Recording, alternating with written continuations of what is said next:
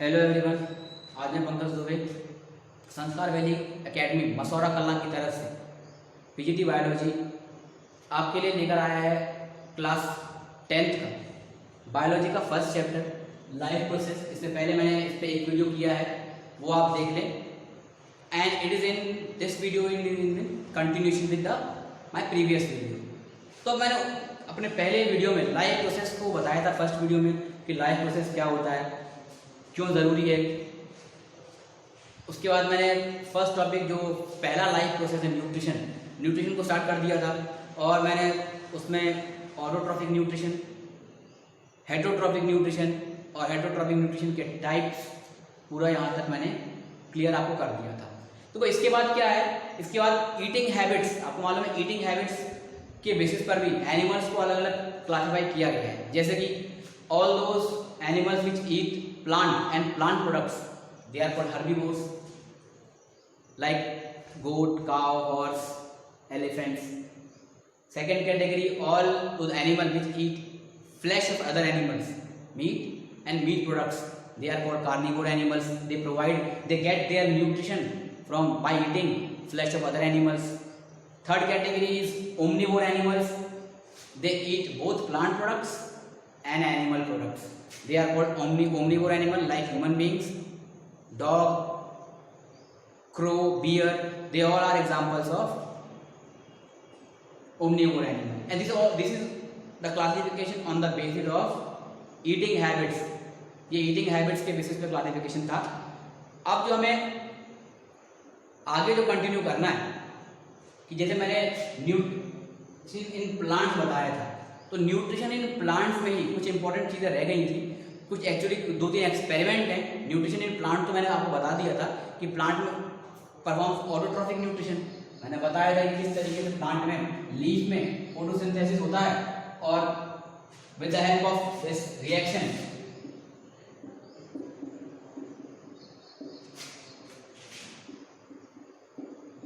This is the reaction of photosynthesis.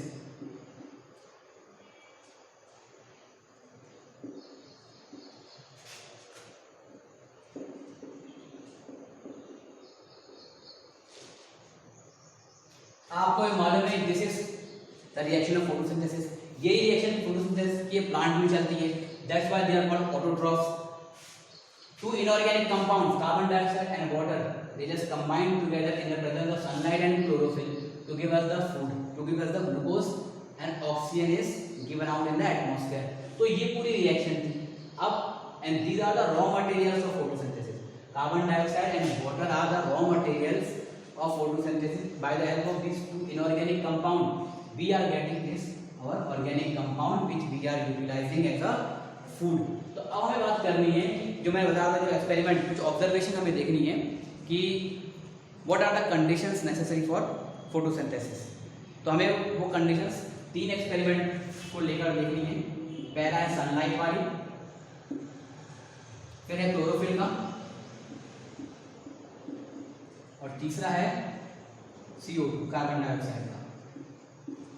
तो इन तीनों experiment, इन तीनों ऑब्जर्वेशन में हमें यह देखना है कि first is to show that sunlight is necessary for photosynthesis, अगला है to show that chlorophyll is necessary, और थर्ड है to show that carbon dioxide is necessary for photosynthesis. तो हमें इनको करके देखना है, परफॉर्म करना है। पहला हम फर्स्ट वाला लेते हैं, सनलाइट वाला। और सनलाइट वाले में हमें ये बताना है, ये दिखाना है कैसे सनलाइट बहुत जरूरी है फोटोसिंथेसिस के लिए, और सनलाइट के बिना फोटोसिंथेसिस नहीं होगा। कैसे, हम देखते हैं। इसमें हमने क्या किया, सबसे पहले हमने पॉटेड प्लांट लिया। ये प्लांट गमले में लगा हुआ प्लांट है, तो लीफ है।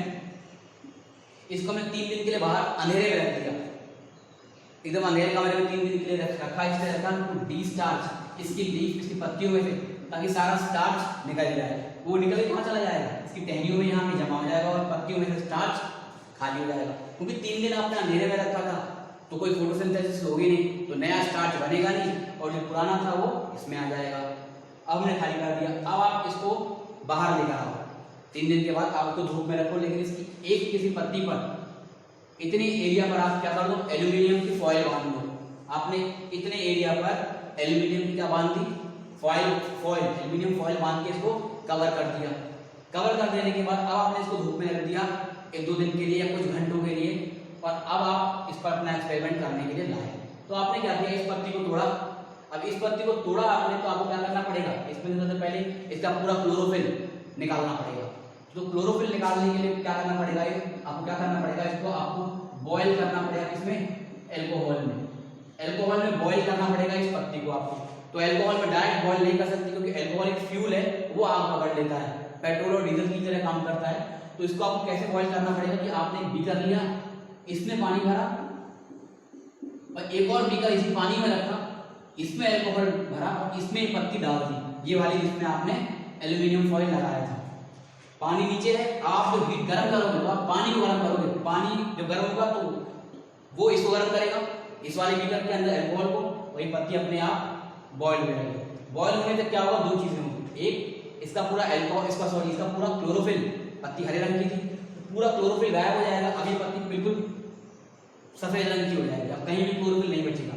अब आप इसको साफ पानी में धो लो, क्योंकि क्लोरोफिल अभी भी इस पे चिपका होगा, तो आप इसको धो लेंगे तो ये बिल्कुल सफेद रंग की हो जाएगी। अब इसमें कहीं भी हरा रंग आपको नहीं दिखाई देगा। और आपको मालूम है कि आपने यहाँ पर एल्यूमिनियम की फॉइल बांधी थी, वो भी आपने हटा दी है। अब आप क्या करेंगे, अब आप आयोडीन लेकर आइए। और आयोडीन की एक खास प्रॉपर्टी है कि आयोडीन जब स्टार्च पर गिरता है तो कैसा कलर आ जाता है, ब्लू और ब्लैक, काला और नीले रंग के धब्बे दिखाई देंगे आपको। तो आयोडीन की कुछ बूंदें आप यहाँ गिराइए, इस पे भी गिराइए और इस वाले हिस्से पे भी गिराइए।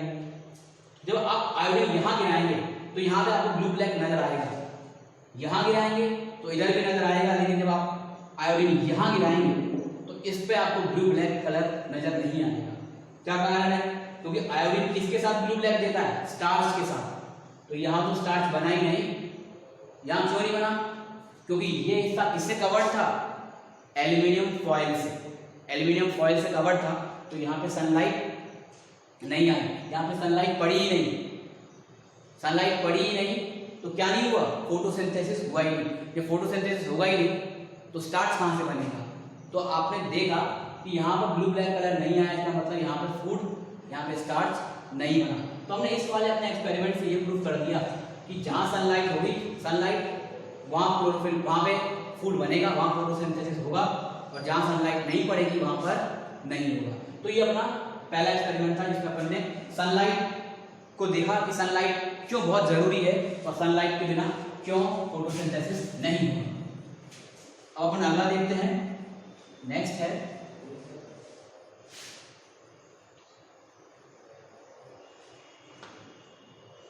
अगला है हमें क्लोरोफिल की प्रेजेंस में देखना है।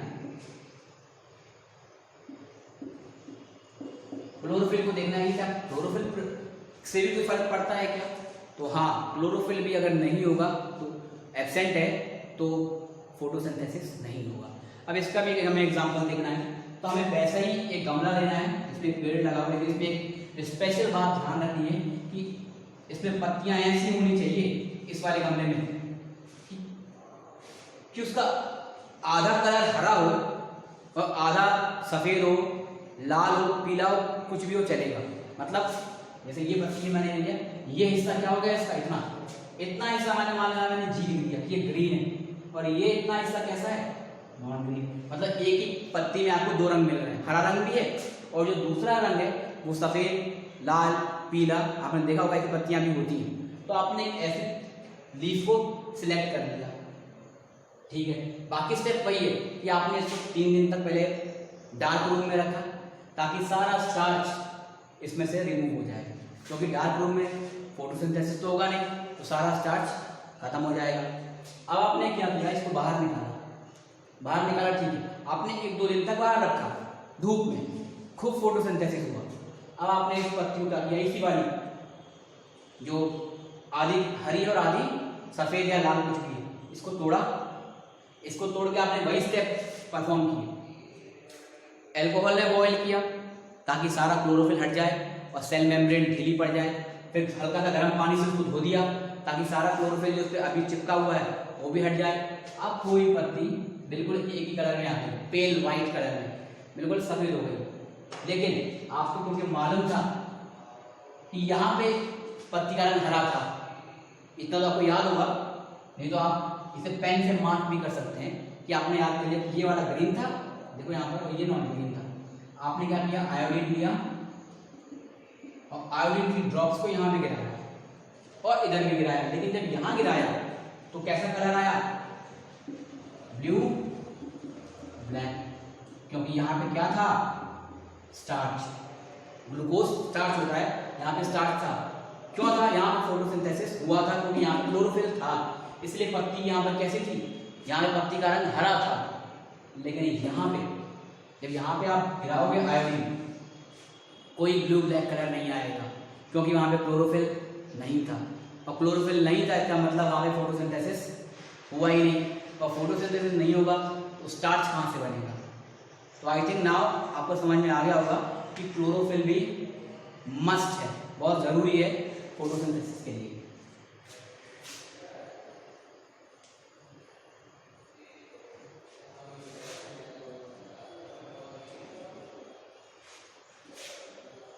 नाउ नेक्स्ट,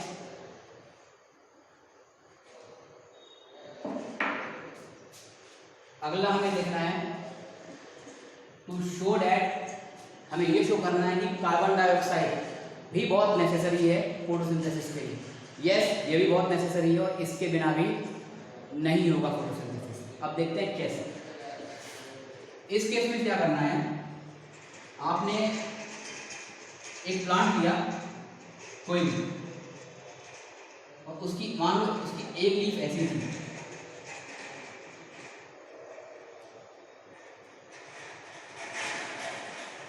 तो आपने क्या किया, उसकी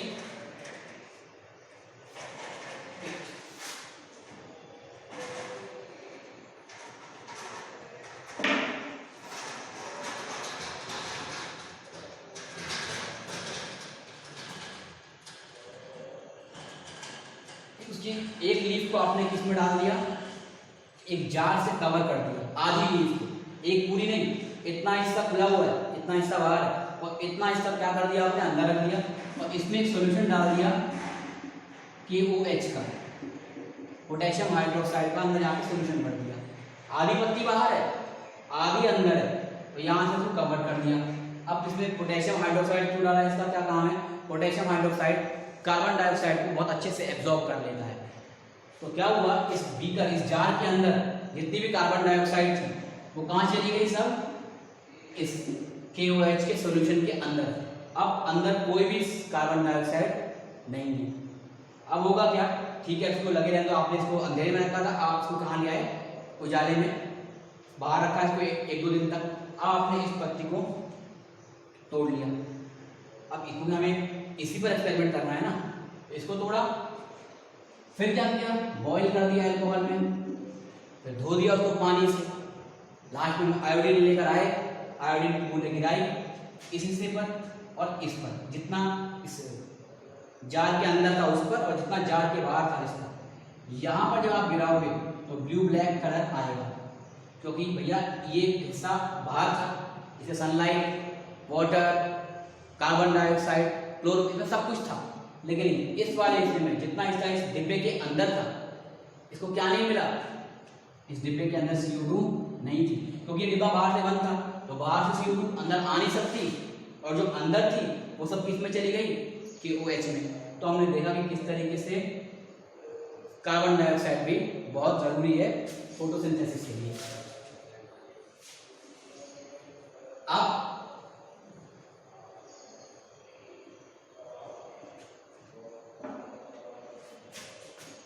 हम बात कर लेते हैं थोड़ा सा न्यूट्रिशन इन एमीबा। एक सिंपल सा ऑर्गेनिज्म है, यूनिसेलुलर ऑर्गेनिज्म, इस तरह का कुछ इरेगुलर शेप रहता है उसका एमीबा। इसके बाद हम देखेंगे न्यूट्रिशन इन ह्यूमन बीइंग्स। तो एमीबा का और देख लें कि एमीबा क्या होता है। तो एमीबा में जो मूवमेंट होता है it is due to its pseudopodia, means this, ये जो आपको स्ट्रक्चर दिख रहे हैं इन्हें कहते हैं pseudopodia. Pseudopodia means false feet, झूठे पैर, फॉल्स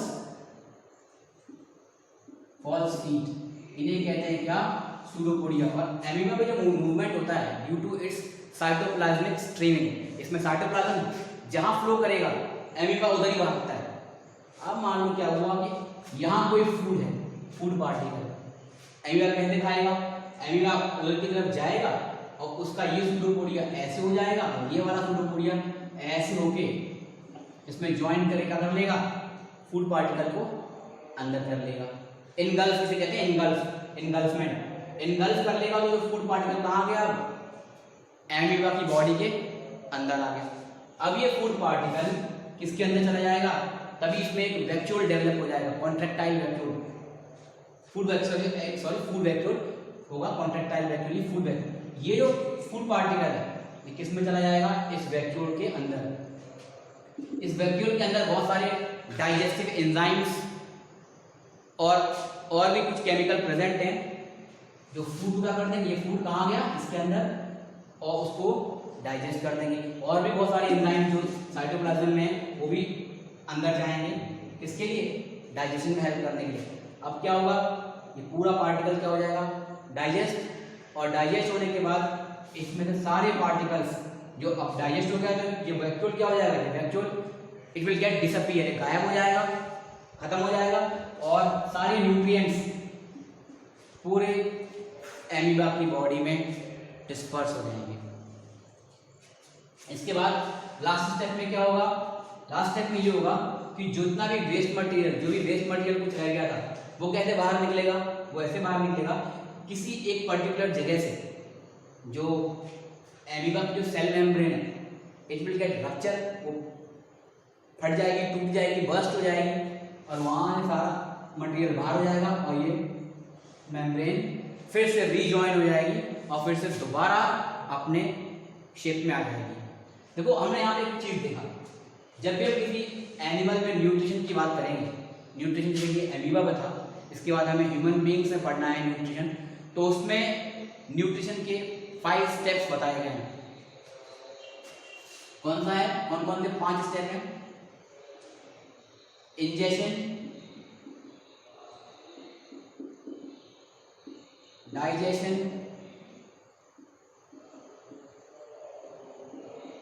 एब्जॉर्प्शन,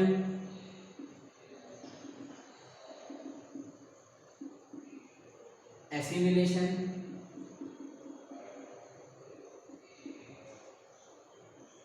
एक्सक्रीशन। मतलब ये 5 स्टेप हैं। अब मैं इन शॉर्ट में इनको एक एक करके बताता हूं। These are the what? These are the steps involved in nutrition in animals. What they are? Steps of nutrition. ये क्या हैं? ये पांचों क्या हैं? First, second, third, fourth steps of nutrition है। जब आप न्यूट्रिशन करेंगे तो कौन कौन से 5 स्टेप इन्वॉल्व है। पहला इंजेक्शन, इंजेक्शन का सीधे से मतलब है खाना खाना। आपने टुकड़ा लिया, हाथ से उसको मुंह में डाला, खाना खाना शुरू किया, खा लिया, इंजेक्शन कंप्लीट। अगला है डाइजेशन। डाइजेशन में क्या होता है, जो भी हम फूड खाते हैं वो काफी कॉम्प्लेक्स होता है। Food is made up of very complex compound. हमारा जो फूड पार्टिकल होता है वो काफी कॉम्प्लेक्स कंपाउंड्स का से मिलकर बना होता है। तो उन कॉम्प्लेक्स इनसोल्यूबल कंपाउंड को हमें सोल्यूबल बनाना होता है ताकि हमारी बॉडी उसे एब्जॉर्ब कर पाए। That is called digestion. Absorption में क्या होता है, अब वो बड़े बड़े कंपाउंड्स छोटे कंपाउंड में टूट गए, सोल्यूबल हो गए। अब क्या होगा, उसका डाइजेशन तो हो गया, अब वो हमारी बॉडी उसको एब्जॉर्ब करेगी। इंटेस्टाइन में जो वॉल्स होती है, इंटेस्टाइन में उसको क्या कर लेंगी, उस सारे फूड पार्टिकल्स को एब्जॉर्ब कर लेंगी। अगला स्टेप क्या है, एसिमिलेशन। एसिमिलेशन का मतलब एब्जॉर्ब होने के बाद अब सारी सेल को एनर्जी चाहिए। पूरी बॉडी में हजारों सेल, लाखों सेल हैं, टिश्यूज हैं, सबको एनर्जी चाहिए। तो ब्लड उसको हर जगह लेकर जाएगा, हर एक पार्ट में क्या होगा, वो एनर्जी देगा, मतलब एसिमिलेट हो जाएगा और उससे हमें एनर्जी मिलेगी बॉडी के हर एक पार्ट को, हर एक सेल को। लास्ट स्टेप क्या है, एक्सक्रीशन। इसमें जो अनवांटेड कुछ वेस्ट मटेरियल है जो बॉडी में रह गया है, वो बॉडी इसको एक्सेप्ट नहीं करती, वो एक्सक्रीशन के थ्रू बॉडी से बाहर आ जाएगा। तो आज आपने देखा, मैंने कई चीज़ें आपको समझाई, और इसके बाद इस न्यूट्रिशन में केवल एक ही मेन हेडिंग रह गई है, nutrition in human beings. That we will continue in my next video. आशा करता हूँ कि आपको ये समझ में आया होगा। Thanks for watching.